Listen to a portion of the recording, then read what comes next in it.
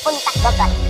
Tempat wisatanya itu dibongkar habis-habisan oleh Kang Deddy Mulyadi karena menyalahi aturan. Terus dibongkar-bongkar ada beberapa tempat.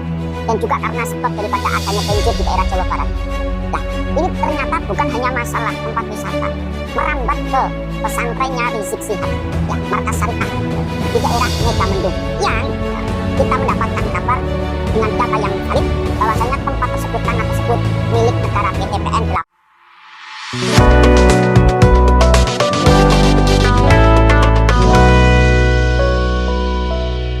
Assalamualaikum warahmatullahi wabarakatuh. Saudara sekalian, bagaimana kabarnya? Mudah-mudahan dalam keadaan sehat walafiat tanpa kurang suatu apapun. Ya, kabar terbaru datang dari Habibana Habib Rizik Syihab yang kembali ramai tentang isu penggusuran pesantren Habib Rizik Syihab di Megamendung. Ya, kabarnya berawal dari bersih-bersihnya Kang Deddy Mulyadi, ya, Gubernur Jawa Barat yang baru saja dilantik. Ya, mungkin katakanlah sedang semangat-semangatnya untuk kejar target pekerjaannya, ya. Bersih-bersih bantaran kali, bantaran sungai atau tempat-tempat yang dinilai tidak layak atau tidak memiliki izin dari pemerintah. Dan rupanya ada indikasi mengarah ke Megamendung, ke pesantren Habib Rizik Syihab. Ya. Beragam tanggapan datang dari masyarakat, ya. Tentu saja tanggapan positif dan sangat antusias datang dari para orang-orang yang memang tidak suka dengan cara dakwah Habib Rizik Syihab. Ya, mayoritas datang dari para pembenci Habib Rizik Syihab dari kalangan orang-orang pembatal nasab. Ya. Maka rata-rata pemberitaan di channel YouTube mereka ini memberitakan tentang rencana Kang Deddy Mulyadi untuk menggusur atau mengambil alih tanah yang sekarang ini digunakan pesantrennya Habib Rizik Syihab di kawasan Megamendung. Ya, itulah Habib Rizik Syihab yang tidak pernah sepi dari cerita dan permasalahan yang senantiasa menimpanya. Karena mungkin konsekuensi dari cara dakwah beliau yang cukup keras, ya, yang tidak pernah kompromi terhadap kemungkaran, katakanlah, ya, yang tidak pernah kompromi terhadap kejahatan, kemaksiatan dimanapun, dan siapapun yang melakukan kemaksiatan, kemungkaran dibabat habis oleh Habib Rizik Syihab. Dan tentu saja cara-cara ini banyak yang tidak suka, ya, dakwah dengan kekerasan, dakwah dengan to the point. Ya, jadi wajar saja ketika ada orang berdakwah dengan jalan yang dibilang cukup keras, maka banyak penentangnya. Nah, ini muncul pro dan kontra. Dan adanya pro dan kontra di kalangan masyarakat ini suatu hal yang biasa saja.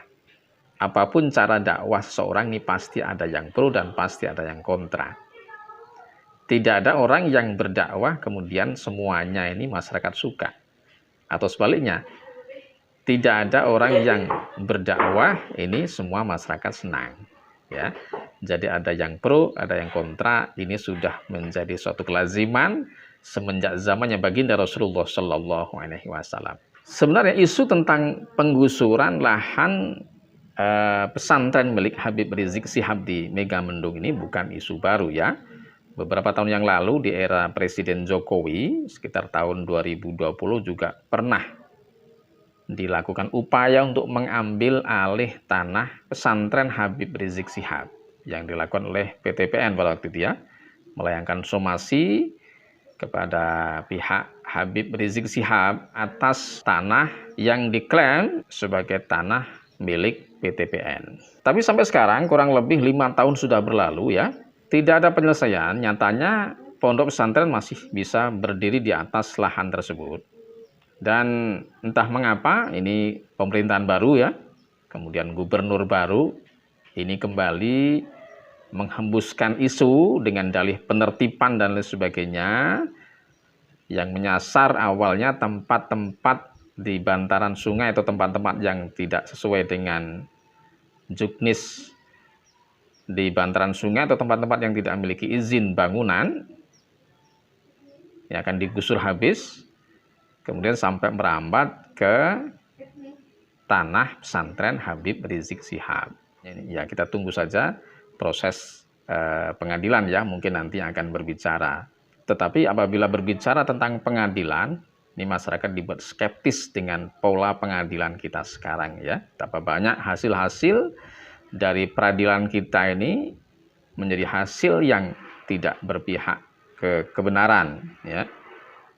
Betapa banyak kasus-kasus besar yang berpihak kepada penguasa, yang berpihak kepada orang-orang yang punya duit dan punya kepentingan politik di dalamnya. Itulah secara umum kondisi negara kita ya.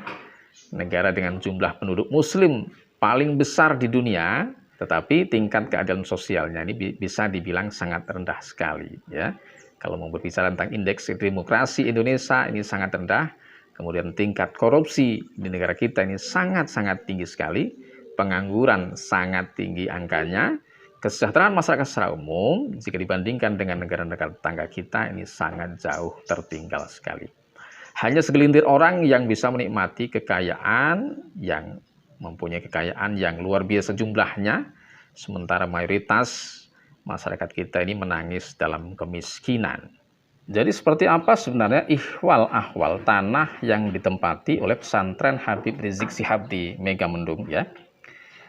Sesuai dengan pernyataan salah satu kuasa hukum Habib Rizik Syihab ketika awal-awal kisruh perbuatan lahan antara PTPN dan pihak Habib Rizik Syihab, kuasa hukum Front Pembela Islam waktu itu, Aziz Yanwar, membenarkan lahan yang ditempati pesantren Habib Rizik Syihab merupakan milik PTPN 8. Namun tanah tersebut tak diurus oleh PTPN selama 30 tahunan. Lahan tersebut justru digarap oleh masyarakat setempat. Dalam Undang-Undang Agraria tahun 1960 disebutkan bahwa jika satu lahan kosong digarap oleh masyarakat lebih dari 20 tahun lamanya, maka dari itu masyarakat berhak untuk membuat sertifikat tanah yang digarap. Ini pernyataan dari Aziz Yanwar, salah satu kuasa hukum Habib Rizik Syihab pada waktu itu ya, pada waktu awal-awal kisruh PTPN mensomasi pihak Habib Rizik Syihab atas status lahan yang dipakai oleh pesantren Habib Rizik Syihab. Kemudian titik poin yang menjadi landasan utama pihak Habib Rizik Syihab tetap mempertahankan lahan tersebut, yaitu menurut Aziz Yanwar, dalam Undang-Undang HGU tahun 1960 disebutkan bahwa sertifikat HGU tidak bisa diperpanjang jika lahan itu ditelantarkan oleh pemilik HGU, jika lahan itu ditelantarkan oleh pemilik HGU dan tidak menguasai secara fisik lahan tersebut. Ya, tentu saja ini tidak hanya sekedar masalah administrasi di pengadilan ya. Sebagaimana yang sudah banyak kasus berlalu berkenaan dengan Habib Rizik Syihab ini, syarat muatan politik. Jadi kepentingan politik, kepentingan penguasa, kepentingan pengusaha ya, kepentingan orang-orang yang memang tidak suka dengan cara dakwah Habib Rizik Syihab ini jelas ada di situ. Yang intinya ada indikasi kuat untuk semacam dalam tanda petik ya, melenyapkan Habib Rizik dari peta Indonesia. Apapun yang berbau-bau Habib Rizik, yang berbau-bau FPI lah katakanlah. Maka bagaimana usaha mereka, orang-orang yang tidak suka dengan orang-orang semacam Habib Rizik Syihab ini, bagaimana caranya mereka untuk bisa mendelete Habib Rizik Syihab dari muka bumi Indonesia. Kurang lebih begitu ya. Jadi mudah-mudahan semuanya akan bisa terselesaikan dengan baik-baik ya. Pemerintah pun ini lebih arif dan bijaksana dalam memandang masalah ini, tidak sembrono ya. Pro dan kontra di masyarakat tentu saja ini suatu hal yang sangat lazim sekali adanya, sangat wajar sekali adanya. Adanya dakwah yang boleh dibilang cukup keras dari Habib Rizik Syihab, ini sejauh yang disampaikan adalah kebenaran, amar ma'ruf nahi mungkar, seharusnya kita terima saja. Dan pemerintah bisa melihat ini sebagai aset bangsa untuk menertibkan rakyatnya, untuk menertibkan warganya, agar bagaimana rakyatnya, warganya ini bisa menjalankan aturan pemerintah, bisa menjalankan aturan agama dengan baik dan benar, bukan justru malah memusuhinya. Tapi mudah-mudahan pemerintah yang baru, insya Allah ya, ini nanti akan bisa lebih arif dan bijaksana dalam memandang cara dakwahnya Habib Rizik Syihab dan sejenisnya.